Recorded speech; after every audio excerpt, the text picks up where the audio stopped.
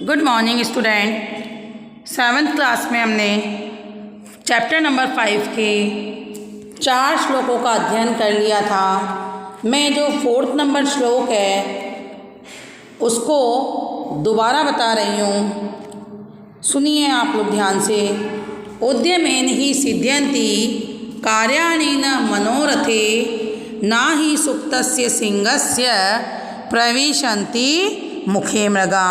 उद्यमेन ही सिद्ध्यन्ति, उद्यम यानी परिश्रम से ही, सिद्ध्यन्ति यानी सिद्ध होते हैं, कार्याणि यानी कार्य, परिश्रम से ही कार्य सिद्ध होते हैं। न मनोरथे, केवल मन की इच्छा से नहीं, यानी कि हम मन में सोचें तो हमारे कार्य सिद्ध नहीं होंगे, परिश्रम करने से ही हमारे कार्य सिद्ध होते हैं। ना ही सुप्तस्य सिंहस्य प्रविशन्ति मुखे मृगा, जिस प्रकार से सोते हुए शेर के मुख में स्वयं हिरण प्रवेश नहीं कर सकता, उसी प्रकार से बिना मतलब केवल सोचे समझे मन में सोचने से, मन में विचार करने से हमारा कार्य सिद्ध नहीं होता।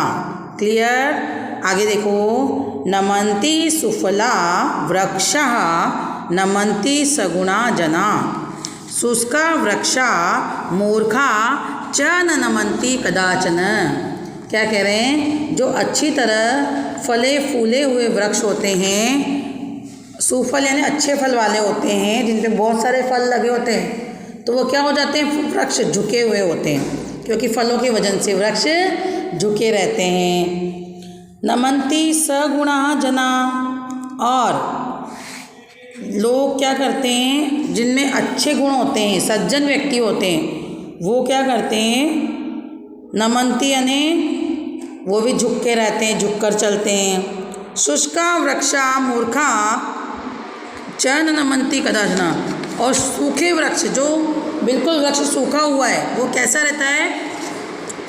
मूर्ख के समान होता है, बिल्कुल सीधा खड़ा रहता है।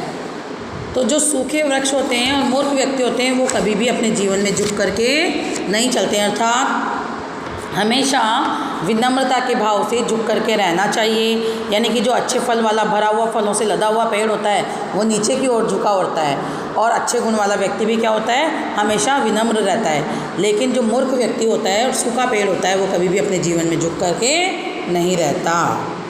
शैले शैले न माणिक्यम मौक्तिकम न गजे गजे, साध्व न ही सर्वत्र चंदनम न वने वने। शैले शैले न माणिक्यम, पर्वत पर्वत पर मणि प्राप्त नहीं की जाती, अर्थात प्रत्येक पर्वत पर मणि प्राप्त नहीं होती है। मौक्तिकम न गजे गजे, और प्रत्येक हाथी में, गजे यानी हाथी, प्रत्येक हाथी में मोती प्राप्त नहीं होता। साध्व न ही सर्वत्र, इसी प्रकार सभी स्थानों पर सज्जन व्यक्ति नहीं होते हैं। चंदनम न वने वने, जैसे कि चंदन के पेड़ प्रत्येक जंगल में नहीं होते हैं। क्लियर है आपको? दोबारा बोल रही हूँ कि प्रत्येक पर्वत पर मणि नहीं होती है, प्रत्येक हाथी में मोती प्राप्त नहीं होता है, प्रत्येक जंगल में चंदन के पेड़ नहीं होते हैं, उसी प्रकार प्रत्येक स्थान पर सज्जन व्यक्ति नहीं होता है। आगे देखिए। नरस्य आभरणम रूपम, रूपस्य आभरणम गुण, गुणस्य आभरणम ज्ञान, ज्ञानस्य आभरणम क्षमा। देखो क्या कहा गया है इसमें कि नरस्य आभरणम, यानी कि नर का अर्थात मनुष्य का जो आभूषण होता है, वो क्या होता है? उसका रूप होता है, उसकी सुंदरता होती है। रूपस्य आभूषणम, और रूप जो होती है, सुंदरता का आभूषण क्या होता है? गुण। अगर व्यक्ति बहुत सुंदर है और उसमें विनम्रता नामक गुण नहीं है, तो वो कहीं से भी सुंदर नहीं है। तो व्यक्ति का जो रूप का आभूषण होता है वो गुण होता है। और गुणों का आभूषण, गुणों का आभूषण क्या होता है बेटा? ज्ञान। गुण व्यक्ति में तब होंगे जब उसके अंदर ज्ञान होगा, और ज्ञान का आभूषण क्या होता है? क्षमा। अर्थात मनुष्य का आभूषण उसका रूप होता है, रूप का आभूषण उसका ज्ञान होता है, गुण होता है, गुणों का आभूषण ज्ञान होता है, और ज्ञान का आभूषण क्षमा होता है। ठीक है बेटा, ये चैप्टर कंप्लीट।